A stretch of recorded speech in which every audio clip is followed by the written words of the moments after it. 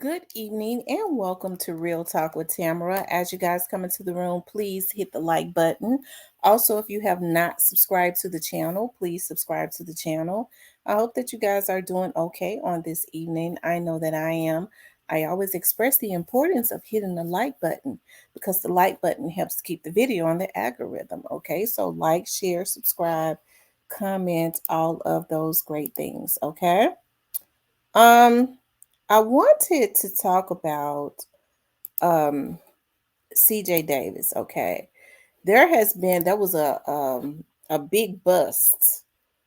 Looks like today in Memphis, okay? And it looks like CJ Davis is putting, the task force to work, to prove that, to try and keep her position, okay? To try and keep her position. Um I want to I want to read. It says that a drug bust at an apartment complex in the airport area left 9 men behind bars on Friday. Okay, so this happened Friday. According to court documents, Friday evening, several members of Vice and Narcotics drug team 8 under the Organized Crime Unit and the Mount Moriah Task Force executed a narcotics search warrant at one of the apartment units at the River City Heights townhome. Police say as they approached the door, someone inside the unit locked it, and officers could see several people running to different areas of the apartment. Police say as they approached, okay, Memphis Police MPD says officers announced their presence before forcing entry into the home. All of them were found hiding in various rooms. Numerous guns, many equipped with Glock switches and drugs, were discovered throughout the unit. A 50-round drum magazine was also located inside of the home. Many residents said they were shocked to see the arrest take place because they said it is very peaceful and quiet in that area. Beverly Terrell, a River City Heights townhome resident, says he is um, pleased to see the arrest, but he says this points to a much bigger issue. These kids are out here in the street. They are out here in the streets because they ain't got no foundation at home, he said.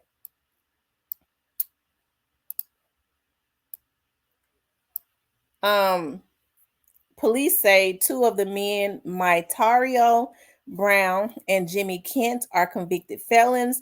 Several of the suspects had warrants for their arrest. 19-year-old Isaiah Freeson and 21-year-old Jeremy Henderson were wanted on numerous charges, including attempted unaliving. My generation dropped the ball because we wanted to be friends with our kids. That's the problem, said Terrell.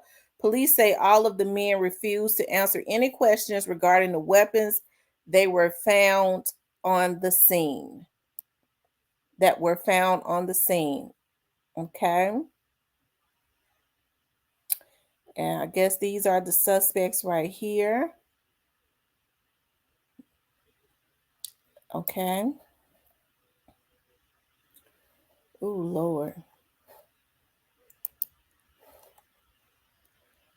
Um, it says Materio Brown. Okay, we're going from left. This.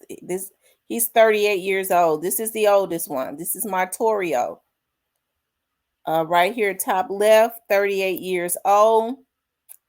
And Jimmy D. Kent are each charged with 8 counts of being a convicted felon in possession of a handgun, 8 counts of possession of a firearm during commission or attempt to commit a dangerous felon, 4 counts of possession of a prohibited weapon, 2 counts of theft of firearms less than 2,500, possession of marijuana with the intent to manufacture, deliver, or sell, and possession of drug paraphernalia. Okay, so Jimmy Kent, let me see. Okay, so this is Matario. He's 38. He's almost 40 years old. And let's see, who is Jimmy? Let me see. I'm going from left to right. Martorio, Jeremy, Isaiah, Jalen, Bottom, Jimmy Kent. Okay, this is Jimmy Kent. These are the older ones. Almost 40 years old. You can look at the rest of them and tell they're babies. Okay. Um, Brown is being held on a $50,000 bond, and Kent is being held on a $100,000 bond. Who is Brown? Okay, Martorio, 38-year-olds. Jeremy is 21, is charged with 8 counts of possession of a firearm during the commission of or attempt to commit a dangerous felony, possession of a prohibited weapon, 2 counts of theft of firearms less than 2,500, possession of marijuana with the intent to manufacture, sell, or deliver. Okay. Um, he's been held on an $80,000 bond. You got one that's 19. He's been held on he was wanted for, he already had a warrant for attempted first degree murder. Isaiah is 19. He's been held on a $150,000 bond, and he got a $10,000 bond. Let's see who Isaiah is. Oh, okay. So this will be Isaiah right here. Jalen is being held on a $25,000 bond. They're probably already out. Okay, they're probably already out. Okay, so what I see is Chief Davis has activated her task force to get them out here to I guess make arrests and stuff. But you got 2 of them that was already wanted for attempted unalivings. Ain't no telling how old those warrants were, right?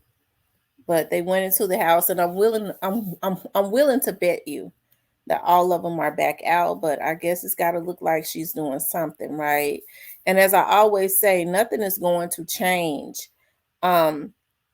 until the laws are changed. What good is it to go and arrest some violent criminals or whatever it is, whatever they are, and then they get back out because the laws support criminals get going in and getting back out. It's a revolving door, right? So some of them had, I believe, like $25,000 bonds. I know they're probably out if they got some family, because that's about 2,500. Even the ones that had attempted unaliving, their bond was only 150,000. That's basically nothing, right? So it looks like she's putting her officers to work. How effective it's gonna be, I don't know, because they probably out back over at the same trap house. Okay, they're probably a door over, right? But hey, it's a cold game. It is. It's a cold game. I agree with what the young man said. That I always talk about, there has to be a foundation. I think the 38-year-olds parents are going to have to start being more influential in building foundations for their children, because we see these 38-year-olds that's around these 18, 19-year-old kids now. The 18, 19-year-olds, the youngest ones, were the ones that was wanted, that had the warrants for the unalivings.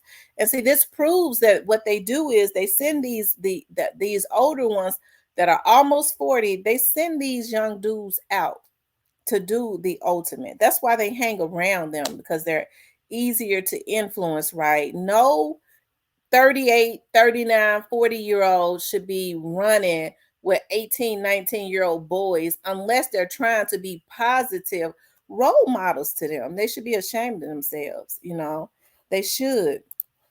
I'm trying to go back to the ones, let's see, the older ones. Yeah, because even the two ones that are 38, 8 counts of convicted felon in possession of handguns, 8 counts of possession of a firearm through commission or attempt to commit a dangerous felony, 4 counts of possession of a prohibited weapon, 2 counts of theft of firearms less than 2,500. Okay, Brown is being held on a $50,000 bond. That he's probably out. That's just $5,000, I do believe. And Kent is being held on $100,000 bond. So that's about 10 G's. And they probably had that they probably already had that. And it's income tax time. So, yeah, yeah, the 21-year-old and the 19-year-old was already wanted for first degree, attempted first degree, right? They was already wanted. The other 18-year-old is being held on a $25,000 bond for the above charges and a $200,000 bond for previous charges, including aggravated robbery, right? And so that's what I'm talking about, the OGs, and they are definitely OGs. They're almost 20 years. Well, shit. I mean, the 18, 19-year-olds, they are 20 years older than them, right? So, I mean, they have nothing in common, right? Emotionally, mentally, there is nothing that they have in common. And so the only reasons that they would have those young boys around them is to send them out to do the ultimate, right? You see, the younger ones seem to have the more serious charges, right? Because it's easier to send them out. And so it is important for family, for people to start influencing their children. You're supposed to be the influential one as it relates to your child, because we see these OGs ain't doing it right. They don't give a damn. They want them to be their crash dummies. That's the thing that's going now, right? So that's already established. So parents are going to 18, 19-year-old. I'm willing to bet he's still living, with his mama. And even if he ain't, if he's living with some girl, you still build a foundation. You're supposed to be able to influence your children, right? Because we see now what these OGs are doing. They should be ashamed of themselves. But CJ Davis is putting her officers to work. She's trying to solidify her position. They said that they were giving her a test, before they changed her position to permanent. Even if they don't change it to permanent, he could keep her as an interim as long as he wants to. That just means that they haven't approved it. He could keep her there as an interim for 50 years if he wants to. And they know that. So it basically means nothing, right? Because when people say, well, she could be fired at any time, well, hell, he could have unappointed her at any time. Either way it goes, I mean, she's still going to get paid out of her contract. So titles mean nothing, right? Especially with as much money as she's making, she don't really care because she's going to win either way, right? But the laws are going to have to be changed. They're going to have to be more stringent. So when they had their press conference the other day, what they're going to have to do is those lawmakers that was standing up there, we got to hold their feet to the fire because they're the ones that's helping to make the door a revolving door. They understand that people are going to look at the police. The police are law enforcers. They enforce the laws that those lawmakers that was at that conference make. And they know that people don't know. They want for everybody to redirect the energy at CJ Davis and the Memphis police and everybody else when they're the mother suckers that's making it easy for the criminals because they could fix the laws, but they ain't do it. They ain't doing it. And until people start learning about government, they're going to continue to continuously blow smoke up in our faces, right? When all the time they've got the power to change this stuff. They want us to be misled, right? But anyways, child, yeah, the vice and narcotics. Let me see something. Let me go back up. Um, let me go back up and see. Hold on. After being arrested by Memphis police during a drug bust at these apartments in the airport area. According to court documents, Friday evening, several members of Vice, Drug Team 8 under the Organized Crime Unit, and the Mount Moriah Task Force executed a narcotics search warrant at one of the apartment units. Police say as they approached the door, someone inside the unit locked it, and officers could see several people running to different areas of the apartment. MPD says officers announced their presence before forcing entry into the home. All of the men were found hiding in various rooms. Numerous guns and drugs were also discovered throughout the unit. Many residents I spoke to tell me they were shocked to see the arrest take place because they say it's very peaceful and quiet over here. This man says he's pleased to see the arrest, but he says this points to a much bigger issue. Kids out here in the streets. Why they out here in the streets? Because they ain't got no foundation at home. Police say two of the men are convicted felons. Several of the suspects had warrants for their arrest. 19-year-old Isaiah Friason and 21-year-old Jeremy Henderson were wanted on numerous charges, including attempted murder. My generation dropped the ball because we wanted to be friends with our kids. That's the problem. Police say all of the men refused to answer any questions regarding the weapons that were found on the scene. Okay, I read that, but he's right. People are still wanting to be their children's friends. They're wanting to live vicariously through their through their children. Okay, they may have had children very young. They didn't have a childhood because they were raising babies, and now they say, well, it's my time to live. No, it's your time to have wisdom.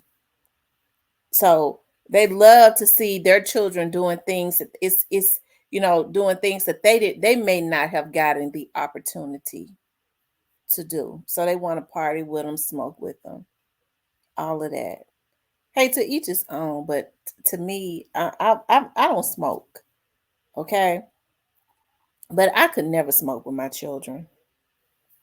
I could never. If my kids were smokers, I remember when I found out, my oldest daughter um used to smoke weed. Oh my God, I it was the worst thing. I tell you, it was. When she told me they was cutting school and smoking weed, I said, "Oh my God, oh my God." I mean, because she had never seen me smoke weed, right? She don't smoke weed now, child. She worked for the government, right? But even still, I didn't know it. But as a mother, there's no way, even now, right, that my kids can't. They could never smoke weed around me, and I sure in the hell wouldn't want to smoke with them, right? So somebody has to be the parent. Somebody has to be the parent. I don't care how grown your children get. They are never too grown for you to try and instill some type of wisdom inside of them. That's why we're the parents. Even my girls are still young and they're adults. And even if they act like they don't hear me, I'm still going to speak truth to them. Because even if they act like they don't hear me, it's going to die. It'll digest. I'm still building something. And then when something comes up, they'll be able to revert back to those very words that I put into the atmosphere. They'll remember. Because no, anything don't go. Right. Well, they grown. I don't care. I gave birth to them. Right. And so I think, things are gonna have to change because, we see what the OGs are doing. The OGs are supposed to be the elders, right? That's what the Bible speaks about. And the Bible says that the elders are supposed to be reverenced because of their wisdom. But we already see what's going on, right? They, even if they got wisdom, they are not putting the right stuff into the atmosphere. They're misleading these young dudes. They're really talking them into burning houses, right? And it's really destroying our community, right? But yeah, child, CJ Davis got them out there. What they said, that was team 8. I wonder what the other teams are gonna do, because that was team. What team was that? Let me see what team. Yeah, drug team 8. So if that was drug team 8, they went ahead and executed their assignment. I can only imagine what drug team 1 through 7 got going on. It's getting ready to be a whole lot of stuff going on. I can't imagine they're in other parts of the city and stuff. But anyways, you guys, I just wanted to talk about, CJ Davis putting her officers to work, trying to keep her position. She's trying to prove to the city council that she is worthy. Okay. But I want you guys to please like, share, and subscribe. If you would like to support the channel, you could definitely support the channel via Cash App.